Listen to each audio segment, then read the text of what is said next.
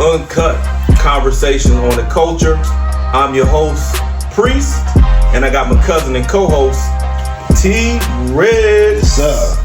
How you feeling, man? What's the deal? Man, another day. It's another day? Yes, sir. Hey, man. We opening this up, man. Season 3. Mm-hmm. 3. Man, we've been moving for a little bit. 3. Yes, sir. Uno, dos, cuatro. Yeah, let me not even try that. But yeah, man, we here, man, and we gonna kick it off with a relationship conversation. Right. But this time we're gonna do something different, and we're gonna carry this tradition out for the entirety of season 3. We want to bring some energy into the room. You know what I'm saying? We're gonna invoke a particular ancestor at the top of every episode that resonates somewhat with the theme. So today, I want to shout out our guy, Booker T. Washington. Today, we're invoking the ancestor, Booker T. Washington. Booker T. was born in slavery in 1856. He was born with no resources, no protection, no blueprint handed to him. As a matter of fact, he's the founder of the Tuskegee Institute that was opened in 1881. That's like 1 year before my great grandfather, Prophet Hughes, was born. I look at him as a certain type of man with a certain type of mindset, a man with a vision, a man who is about self-governance and not relying on others. Phenomenal leader, man. So we salute the ancestor, Booker T. Washington. In fact, his Tuskegee Institute, I have trouble pronouncing that, today it's in Alabama, still stands Tuskegee University. Oh, wow. Okay. Today. Shout out to a hell of a man. So we invoke that energy, and we thank for the type of manhood that he got. Some of those themes are going to run throughout the episode today, man. Salute to Booker T. So Yes, sir. But this one, we're going to talk about invisible influences, friends. When you're in a relationship, who your friends is, Right. and I think the first core question that we want to ask is, can men and women truly be just friends? Let's open up with that question. What's your take on that? Me personally, looks, no looks, attractive, not attractive. Nah, you can't be friends. Regardless. If she's on a scale of 1 to 10 and she's a 3 and he's like an 8 or 9, no. Still no. No. Nah. Dang, that's a hard one. Like I told you, I had two dudes that I knew was gay. I'm not gay. And they supposedly knew that I wasn't, and that messed up our friendship. It felt awkward because they exposed themselves. They made it. Because they crossed the line. I already knew. They already knew, but they crossed the lines. Now that's with the same sex. Yeah, and they are homosexual. What you mean they crossed the line? They just let you know that they was interested in something. One said, "I like you." One grabbed my shoulders. Oh no! And I was like, "Yo, you tripping, dog?" No. And he was like, "What?" And I said, "Nah, man." And that made it awkward. That fucked up the friendship. Yeah. I'm not I don't have nothing against gay people. I had gay friends. I don't have them no more. Because a line will be crossed. Even if it's on the phone. Like, it's one thing to do, like, man, you looking good. But then when it's your gay friend, man, you looking good. I don't mean no harm. They gonna flirt with it. Right. I don't mean no harm, but if you was my man, like, dog, why you even bringing that up? No, that's why I'm saying it don't matter what. Same sex. One game, no. We don't need no hypotheticals. Yeah, but I'm just saying. I'm just being honest. I'm just giving my reason. Like, no. Even if a woman is not attractive, or the woman is attractive and the man is ugly, and you go into your significant other, and you the guy, I'm like, oh yeah, she don't like him. That nigga butt ugly. No, dog. Right place, right time, right moment. Anything can happen. That's my belief. No. That's why we say unspoken influences, because Like you said, it could be a Beauty and the Beast situation. It could be a Beauty and the Beast, but you talking influences, because as soon as you classify somebody as a friend, you acknowledging a certain level of influence in your life. Yeah. If it's really a friend. Yeah. Unless you just throwing the term around. Yeah. But if you really using that. So when I think about girls I've dated or somebody who I might be interested in dating, you know, that comes to mind. Who are the guys in your life? Who are your friends? Because I've been in that situation in the past and I was real young and I don't know where I got it from, but I just didn't trust that. Right. And maybe it's because of how we came up, you know, how we dealt with girls, you know, we sizing up the situation. Yeah. We not trying to really kick it with you unless we kicking it with you. Right. So that's how I saw the male psyche. Yeah. So when I see a girl who's like, yeah, he just my friend and we close friends. I dated a chick, I told you about that. She said that they were just friends. Mm-hmm. And I'm like, nah, I'm not with that. Mm-hmm. But I tried it because you know, she tried to convince me. Yeah, he's my best friend. We like to laugh together. And I told her, I said, nah, he's feeling you. I said, if he lurking right now. If he get the opportunity, he pouncing on that. And she swore up and down, nah. I kept that in the back of my head. We went forward. Now, when we broke up, and I moved on, her sister called me like, yeah, she's crying in the bathroom and she's hurting, all of this stuff. And then when she finally called me, she in tears. And I'm like, I already knew what she was about to say. Mm-hmm. Yeah, so-and-so called me, the friend.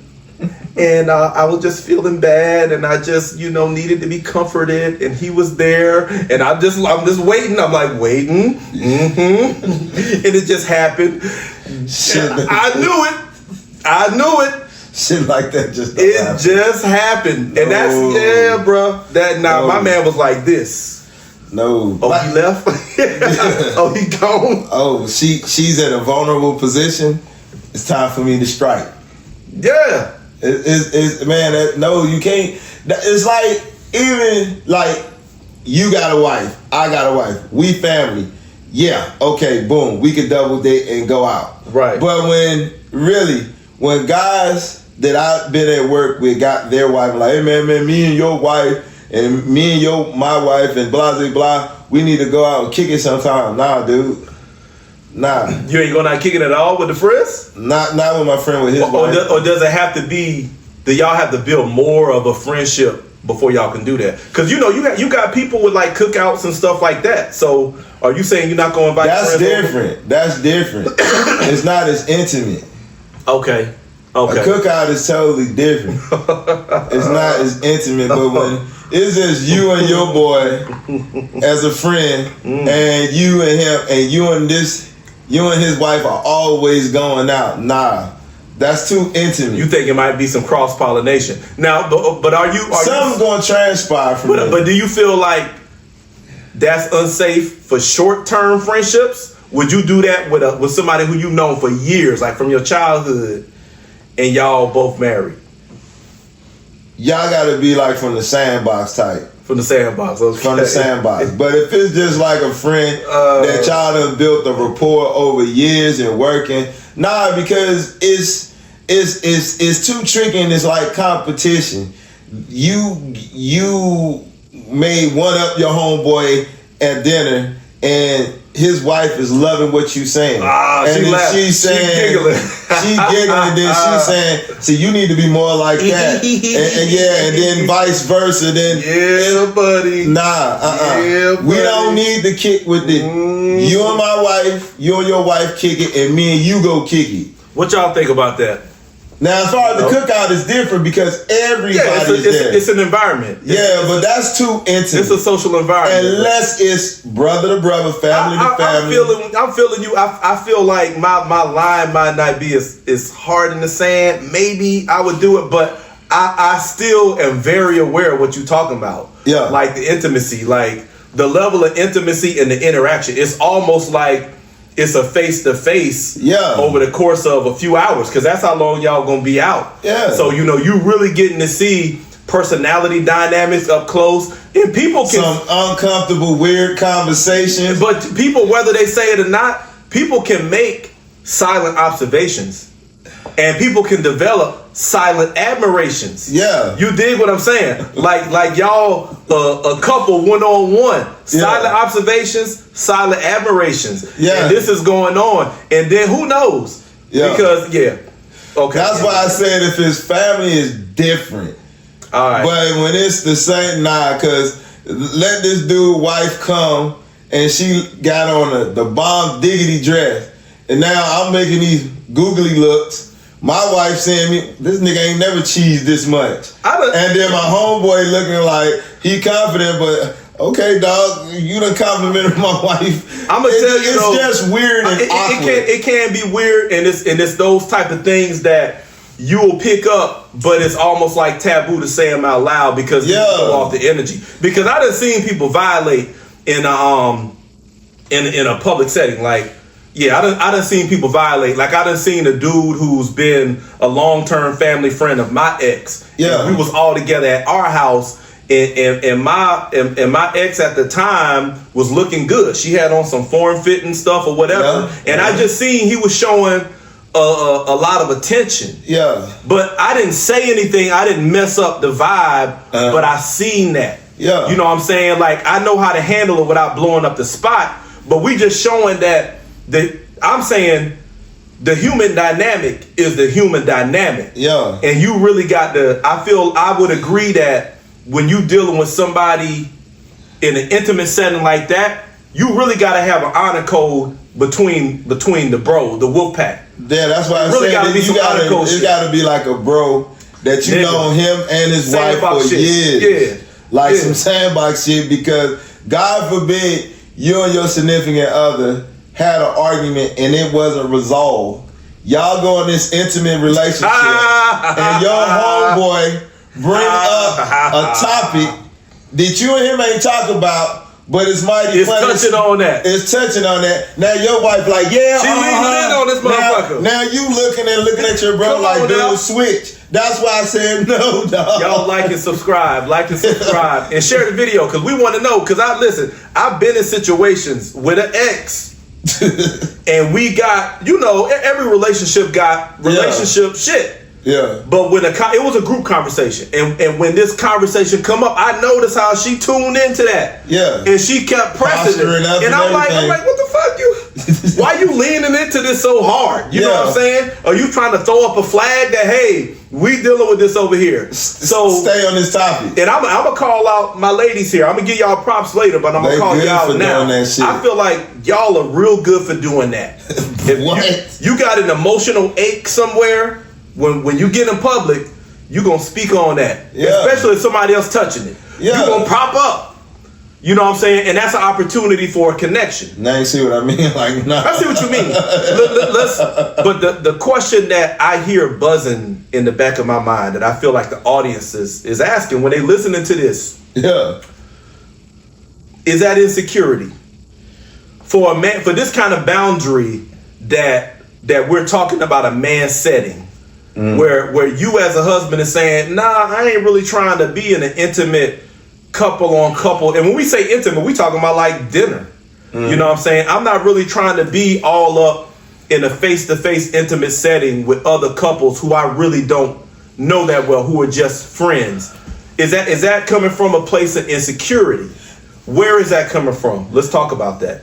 I used to think it was insecurity, but when I thought about it, I had to check myself. Am I looking weak as a man or nothing? But I ain't gonna do nothing. I ain't gonna be around nobody if I'm gonna feel uncomfortable, or I have to think. If I'm around my friends, I gotta censor what I'm talking about because I don't want to hurt my homeboy feelings or get something started between him and his woman or nothing like that. It's not so much insecurity. If anything, I'm using my natural instincts as a man is to protecting our relationship, especially if it's on rocky ground or we didn't get over a conversation or why you bringing this up now? We supposed to be having a good time. So now it's not insecure. Because even if I had money, I'ma still feel that insecurity.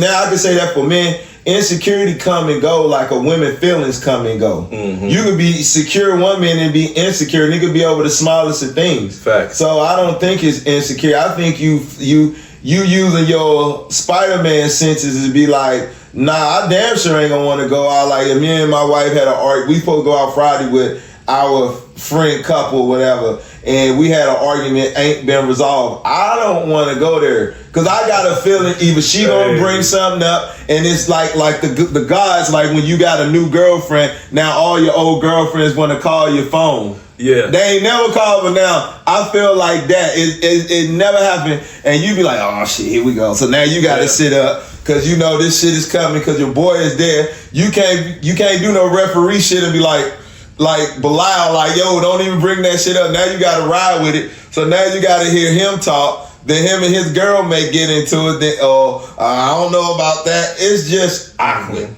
Yeah, I think my take on that is I can hear the question, is that coming from an insecure place? Because a lot of people go ahead and throw that label on you. Oh, you insecure because they want to go ahead and maintain whatever it is that they maintaining. They want to maintain that influence coming from that friend, mm-hmm. right? And paint it as an innocent picture. I say when you say that, that's just like spinning the bottle at the table. You might as well put the bottle at the table, and every time a conversation pop up, just spin it, and it's gonna stop on one of y'all. Cause that insecurity can fluctuate depending on the conversation. It could, but it's weird. So I mean. So I don't believe it's insecure. I can hear the question, right? And I can mm-hmm. see.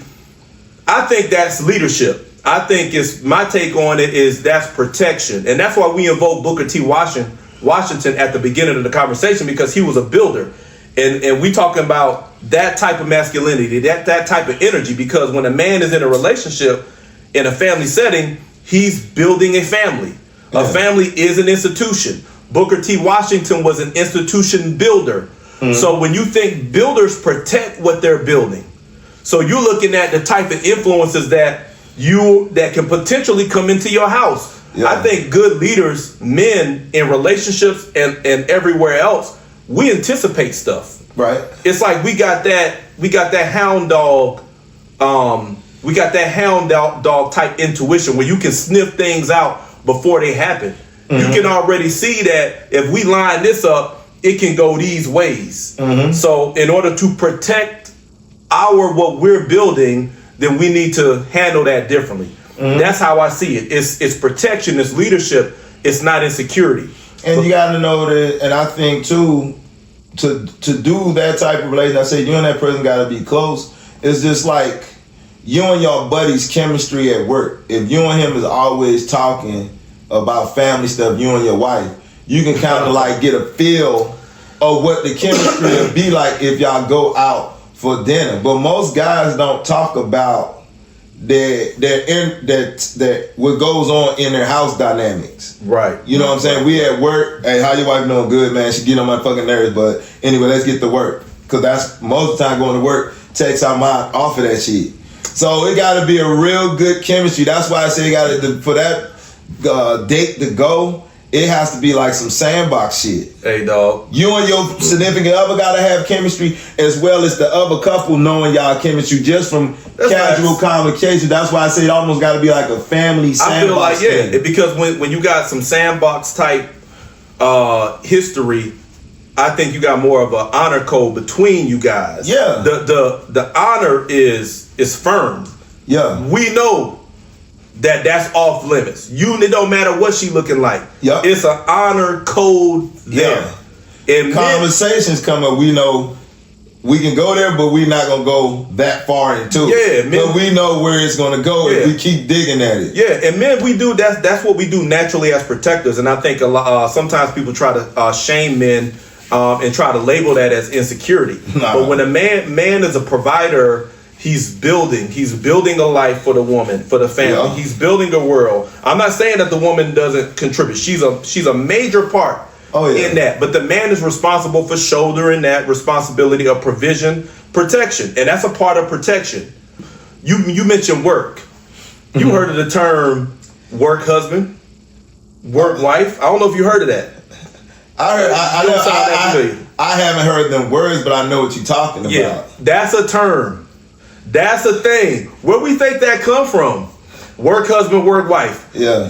Listen, I've been in the corporate setting, dog. You in there, y'all working. You got a lot of attributes on display in a work environment. You at work to demonstrate your strengths. Yeah. You understand me? Your leadership, your intellect, your interpersonal skills. Yeah. You display all of that. Yeah. Every day. And then if you want a good work environment, you know what you gotta have? You gotta have rapport. Yeah. Y'all not just working. Y'all, hey, let's go get lunch.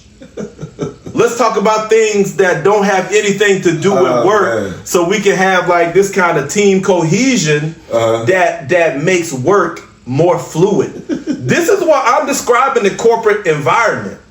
So you can see all of the pitfalls. Yeah, where I'm thinking about Mike. He said, fellas, better watch your girlfriend's going to work all happy. He said, man, my girl was going to work, always had her coffee. And then all of a sudden, he said, baby, you ain't got your coffee. She said, oh no, I get it from work. And he said he found out it was a nigga that was always bringing her coffee. So he said he was joking though, but he said, nigga, fellas, go to work. He said, they got them niggas that always smile at the guy always bringing them coffee. He said, go in there and kick that coffee out that nigga. Fuck that coffee. You the reason why she ain't getting her coffee from home no more. What else you giving her? Hey, you know, my boy, he from Liberia. He the big dude, he be walking like this. Yeah.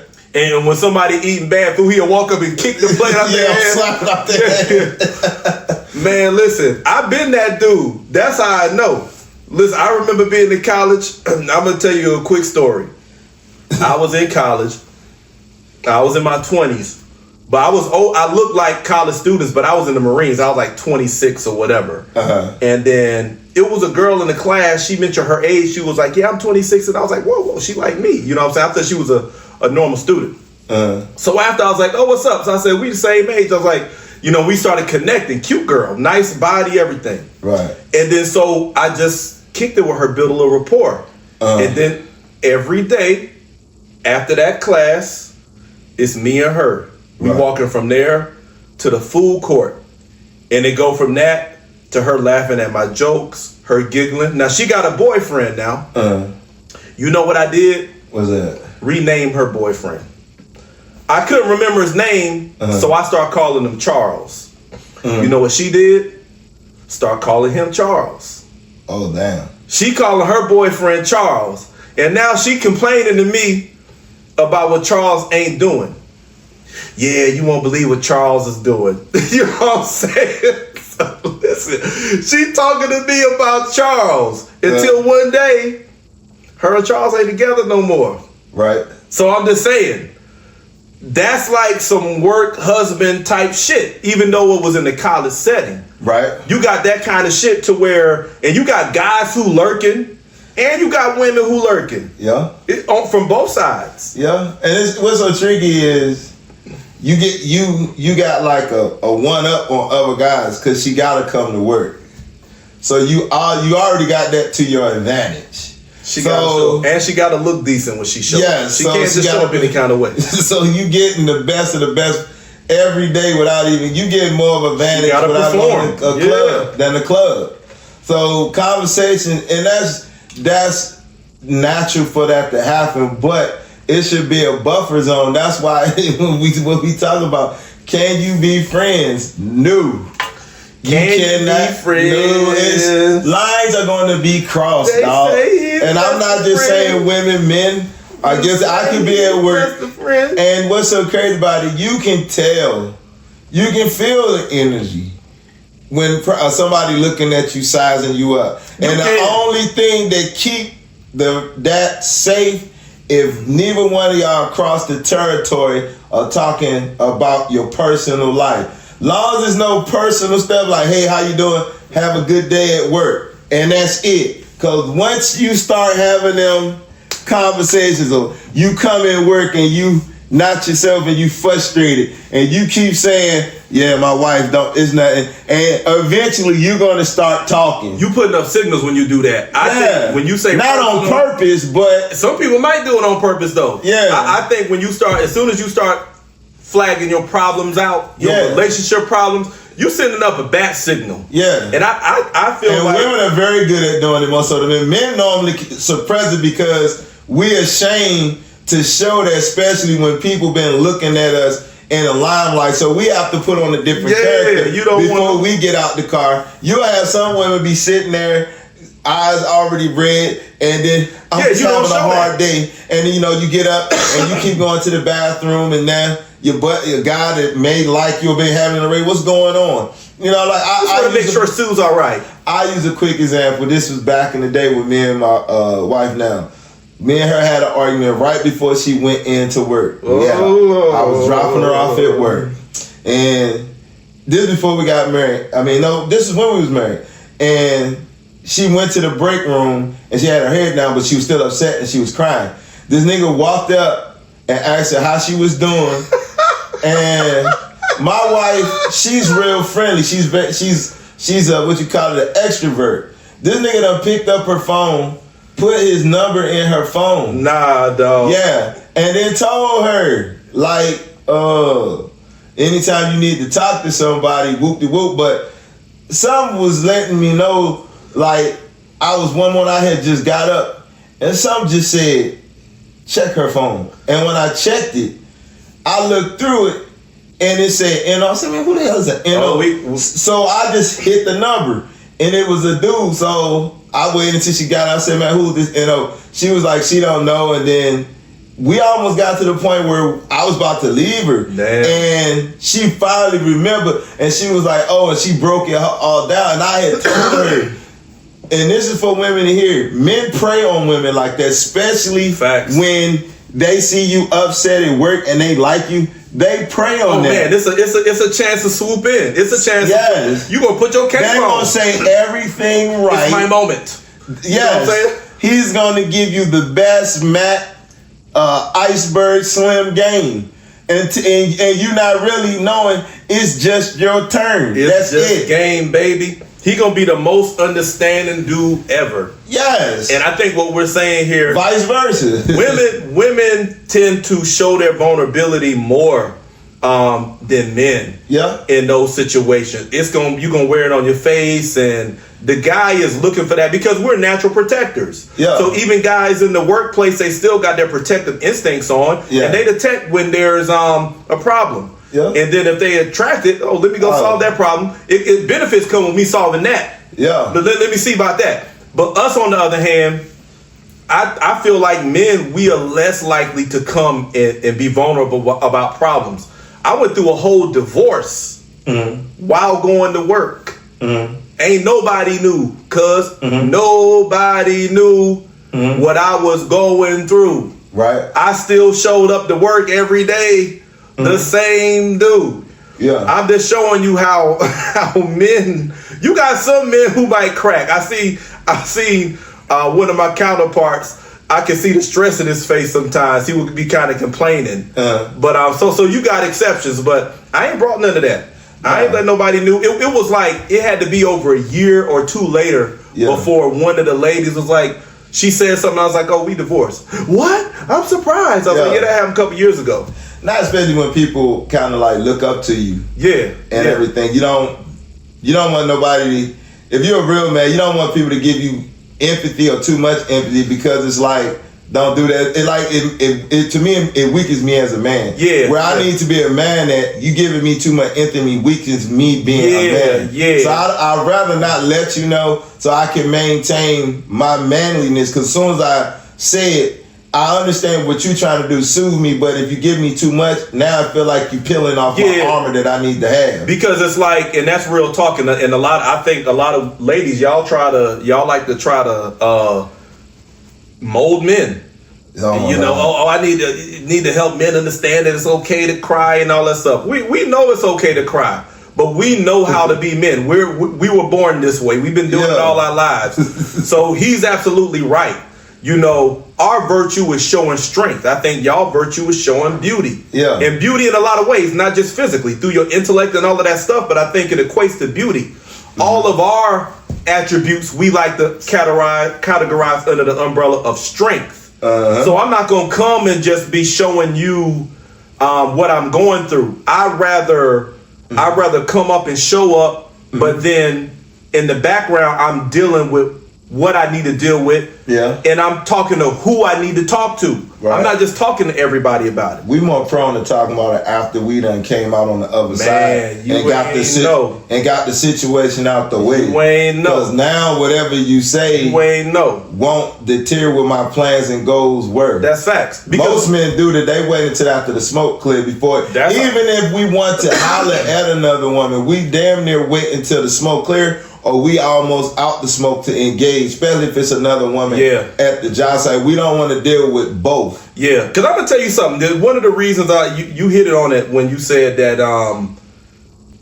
sometimes they over sympathize, and it's almost like they're putting weakness on you. It's a projection. It's because it's like, oh my God, I'm so sorry that you. And I'm like, damn, girl, I ain't melting. Yeah. You know what I'm saying? It's you sure you're gonna be able to handle this today? You know what I'm saying? I handle this any other time. Yeah, I'm not saying. Well, I'm just saying what you're going through. That's what I don't want. Yeah, that's too much. Like now, you're doing too much. Now you're gonna take it as me being mean or an asshole. Right. I want you to keep treating me the same way. That's why. I'd rather not tell y'all until afterward. So even if y'all do get an infinity, okay, whatever, because it's already done with. Yeah, because it's already over. And then what they have to do, they admire your strength. Wow, I don't know how you went through that. Wow, exactly. I didn't even see that. Exactly. And then you can still maintain. This is our psyche as men. Y'all can't change that. I don't care how much you want to come and say y'all need to cry. We know when we need to cry and how we need to do all of that, ladies. You know, we know that. You know what I'm saying? Because after we weather the storm and we figure that out and we come out the other side, then we got a testimony. And then it invites what builds us, an admiration of strength. We are not looking for, sure, there's a place for sympathy and empathy, but we're not looking for all of that. Oh my God, I feel so bad for you. And then what you gonna do? You're gonna go and tell that to other people. He's going through this, and now you got all of this, a chorus of sympathy around you. Need to talk you up. Yeah, so it's best not to even mention it at the job setting. That's facts, man. So it's a lot of pitfalls, man. But let's zoom out the other relationships though. So we talked about like the friend zone. It's a lot of landmines in there. Right. What are the type of relationships or friendships you think need to be gate kept?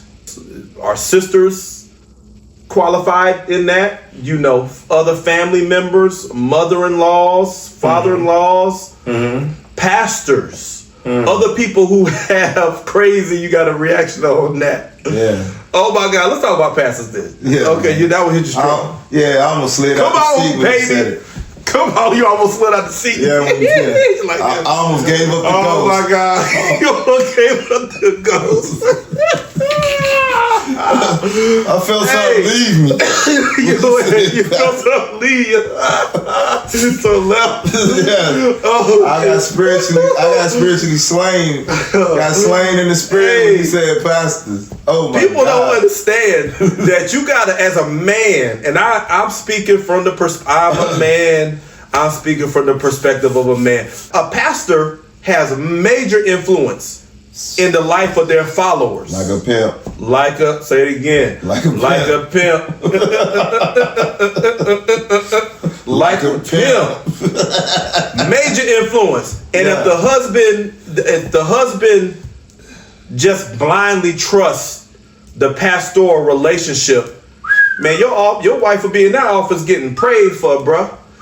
Be laying hands, giving up a different type of offering. Dog. Hold on. Giving up a different type of offering. Put it in there, baby. Going in the holies of holies. The holies of holies. Let's leave this out here for the pastors. Let's leave this out here for the pastors who be taking them offering for them sweet ladies in the congregation. taking them offerings. That's my daughter. Your daughter. Yeah. My daughter looks good today. I bet she do. That's why they're sitting up in the front. Yeah, baby. And the thing about it, Pastor, it was a video I think I sent you. The dude was he was trying to get his $100 back because he had gave his wife permission to get him money. Yeah. So he in there arguing, and she's siding with the pastor. Yeah. She done took money out their account. They ain't had that much. Give it to the church. He's like, hold on, I ain't agree to that. Yeah. And you can't take the money back from the church.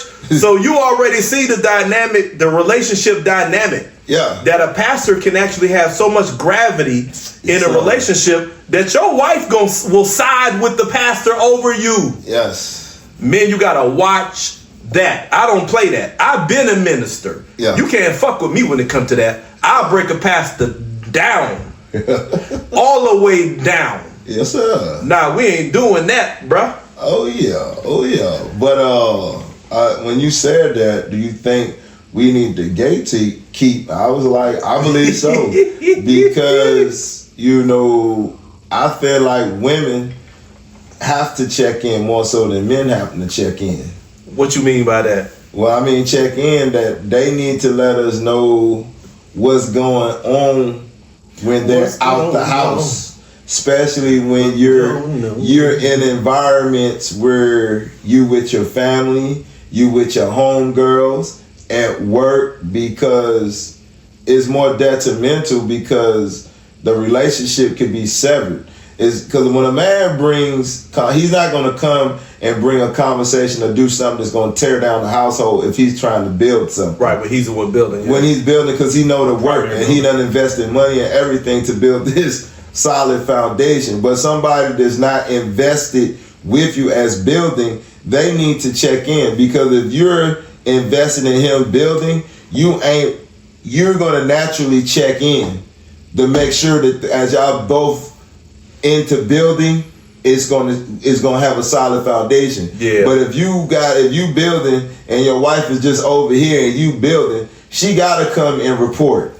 Facts. She got to come and report. She got to say something. I don't care if it's the smallest or the smallest. Like with my wife, you know what I'm saying? I can tell when my family or her family get in her ear, because either she's going to do something or say something that I know is not her, and men got to say, hold on now, where that's coming from? I know that ain't you. Where this coming from? Yep. And even if she lied, you be like, look, either you tell me or I'm going to call them and ask them what they said, even if it caused a goddamn argument. And most of the time, women like, okay, we had this conversation, and now we about to get to the shit. Yep. Not just with the wife. It could be with your girlfriend. It could be with your mother-in-law and your sister-in-law, because most of the time it's women that do this shit. Most men stay out of it. And if it's a real man, he'll call the guy and say, hey, your wife came talking to me and I'm coming to you, so you'll understand what I said before she get home. That's what a real man do. Unless he a fucking snake in the grass. I'm talking about these goddamn pastors that always want to talk to the wife before the goddamn husband. And not letting the husband know. And the wife is out of line for even going to the pastor, sharing that. So that's why I say it's pivotal for a woman to check in. If you feel like you need to talk to the pastor, just tell me. And I'll be like, okay then, but make sure you tell everything. Don't tell it one-sided. And a lot of the pastors going to side with the woman because... That's cool, we can side with her. But the women give... If we were to pull up statistics, it's mostly the women giving them offerings in churches. Yeah. And so if for no other reason than financially, a lot of times the pastor have a bias toward the woman. Their ear is more open to what the woman is saying. Uh-huh. And when the pastor is counseling like that, because one counseling is a vulnerable space. When you go to a counselor, you open up about your personal relationship, your personal life. So I personally think, like you said, it's out of order. If a pastor's calling your wife and she's opening up to the pastor by herself about y'all's situation, that's totally way out of line, baby. Yeah, way out of line. Especially if you don't know she's going. Right. Now, she don't even give you no inclination she's going to talk to him. Yeah. And she should say, if you like you say, they give off signals. This morning, quote unquote, I'm gonna make this story up. You decide not to go to church. Okay. But she decided to go to church. But before she get out the car, she look in the mirror to make sure she got that sour look on her face. Mm-hmm. So and she gonna make it her business to cross paths with that man of God. Of course, he gonna say, "Hey, sister, what's going on? What's wrong? You not too happy? Oh, nothing. Just some things going on in the house. Well, talk to me about it." Now here we go. Now he pulls her to the side in the office, had this conversation with her, instead of saying, "You know what? Me and your husband, we need to sit down and talk. Maybe y'all need some marriage counseling." That's what a real man do. But most pastors won't. What end up happening is the wife will come on and start enforcing stuff, and you like, where all this shit come from? And then you say, "Pastor, now you done started some shit." Yeah. When did Pastor say this? Yeah. It could be 2-3 weeks, a month ago, and you done seen this nigga. Yeah. And this nigga ain't saying, "Hey, I talked to your wife," or "How's everything going on with your wife?" And oh, if they say that, like, "What you mean?" And then, "Oh yeah, I talked to your wife 2 or 3 weeks ago." But hold on, whoa. Before you say anything about me and my wife, why did you? Now as a man to man, like, why didn't you talk to me about this? So you knew this for 3 weeks, seeing me. Now all of a sudden you want to bring this up. At the end of the day, you wrong for that. The lady woman, you still talking to another man about your problem. I don't care what his title is. Yeah. So that's why I say a real man, a man who got integrity, is gonna pull in the husband from the jump. Yeah. I ain't a Christian no more, but I've been a Christian minister. And when I was young, we seen it. I had a young dandelion come in, a young gazelle. She was young. I was in the Marine. She had a husband, and I could tell she was sweet on me. Mm-hmm. She used to come with this from Mississippi, little dark cutie. Used to have that, that lip gloss popping with the sprinkles, and she had them headlights. Hey, Minister Bruce. Yeah. Hey, them things jumping. I seen all of that. But as soon as she step up, "What's up, bro?" I got to holler at the husband, man. Yeah. That's the kind of dude I am. You don't go straight in on no guy wife like that, man. And he probably not even seeing that. She loves. And as a man, you wondering why he don't see it. Like, that's my thing. If I was in a situation like that, I'm going to feel awkward as hell. Like, hey, let me step back, because I know he about to slap your ass. And what you doing is totally wrong. And you looking at her saying, "Hey," but you looking at the dude like, okay, nah. I'm shocked that he don't even see it. I feel like a man who in a leadership position who goes straight for the woman, that's a snake. Yeah, or you ain't. The other one too. Before he'll send messages through her to talk to you. Right. That's the other one. When they know your number. They got your number. Why all of the time when you want to talk to me, you got to keep going through my old lady to talk to me? That's something. Yeah, man. Something weird about that. So the friend zone, man. I mean, we not just talking about like just my best friend, but like it's a lot of folks in the friend zone. The friend zone sounds a lot like a danger zone, for real. Yeah, it sounds like a danger zone to me. Yeah, for a man who's building, a man who's, I don't care how small it is what you building, but it could be a danger zone if the man is not discerning and if he's not vigilant. Yeah. Because I've even been in a situation where I don't even be letting just pastors just be praying with it when I was in church. Why he be needing to pray with you? What's this all about? Because I understand the spirituality in Christianity. I get it. I know the Bible. So your title don't get you past me. Yeah. Oh, you a pastor? You can walk in? Oh, go ahead. Hell nah. What's this about? What's the issues? Okay, why we ain't talking about the issues? This is what we are building. Right. Why is another guy? And that's really, pastoral work is deeply psychological, because you really got people who completely open, you dealing with people who believe in God. They think that this God of the Bible is the creator. Right. And that this man is the spokesman of that creator.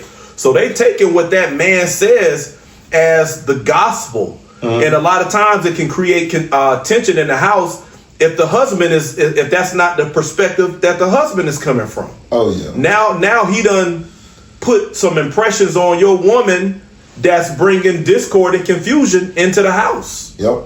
So this is the gatekeeping that we talk about, the spirit of Booker T. Washington, the institution builder. Oh, yeah. Real men are builders, and real men protect what they build. It ain't got nothing to do with insecurity. Yep. It's that understanding that influences shape outcomes. Mm-hmm. We trying to get some results here. Yep. And if you opening all these back doors and windows and stuff like that, and we getting all these back drafts inside the situation, it can misshape the outcomes that we trying to achieve. Yep. Yeah, man. We gonna wind it on down, man. What else you got on this? I think we done ran through it. You got any final thoughts or just other highlights? Friends are just a danger zone. The friend zone is the danger zone, baby. Kevin Sanders said, danger zone. What y'all think? Like, subscribe, comment. We say that the friend zone is the danger zone. Yes, sir. And, you got all kind of enemies creeping in and out of that. Yep. Under the guise of allies. Yep. Pretending to be allies. So jump in the conversation on this. We love to hear from y'all, man. So yes, sir. You good on it? Yes, sir. I'm good on it, man. Hey, we appreciate y'all watching. Make sure you don't watch and hide. Like and subscribe. Until next time, it's OG's Uncut Conversation on the Culture. We out. Peace. Peace.